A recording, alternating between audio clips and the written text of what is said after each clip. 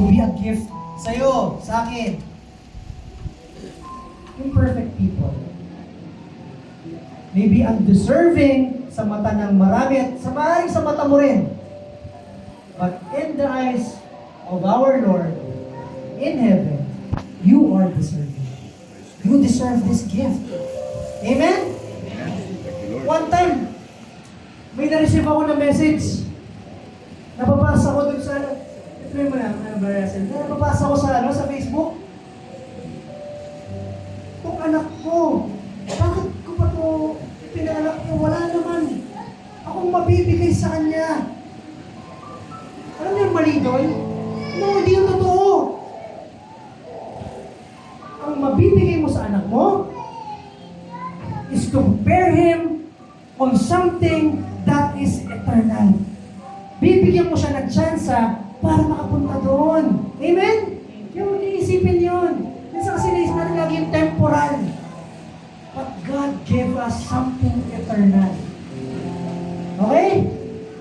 Amen. Salamat sa Panginoon. So let's pray. Hallelujah, hallelujah, Lord. Praise be unto you, my God. Father in heaven, maraming salamat po, Panginoon, sa umagang ito. Lord, thank you for telling us once again kung gaano mo kami kamahal. Even though we're imperfect, we're made perfect and righteous with the blood of our Lord Jesus Christ, your Son and only begotten Son.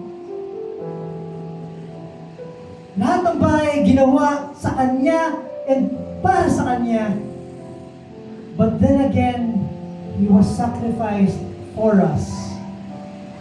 And thank you, my Lord, for that wonderful gift of love na sineselebrate namin ngayong Kapaskuhan. Purihin ka, O Diyos. Lord, as we reflect kung gaano po kami ka-imperfect, my Lord, just to appreciate kung gaano kabuti at kaganda at kawalang kapantay ang pag-ibig at ang regalo mo na binigay sa amin. Let it be, my Lord. And Lord God, as we reflect at sa pasasalamat po namin sa regalong ito, Lord, we surrender to you all ng mga worries and anxiousness namin, Panginoon. Tulungan mo kaming itaas ito sa iyo, Diyos. And let Lord Jesus Christ, with the peace in Him, transcends all understanding and give us yung kapayapaan na inaasam-asam namin, Panginoon. Maraming salamat po. We pray, my Lord, na makarating ito, Panginoon, sa marami pang kaluluwa. Lord God, ma-receive nila ang mensahe mo. And the stories of the Bible will be a message that will amaze everyone. Kaya mamangha ang bawat espiritu, Panginoon,